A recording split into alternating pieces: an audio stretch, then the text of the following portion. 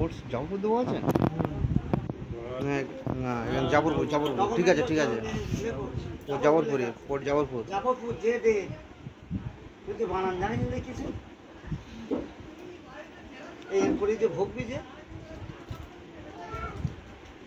না লেখ যে দে কেটে দে কেটে দে কেটে দে হ্যাঁ যে দে জেড জেড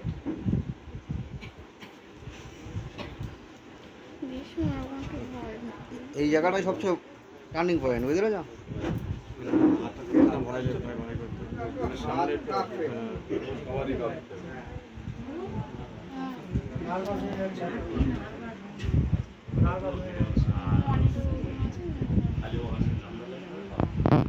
না যার ডকুমেন্ট সে ফিল আপ করবে নিয়ে নিয়ে ওর এই যে নিয়ম তখন ইনকেস কিছু হবে তো বলেন আমি লিখে নিই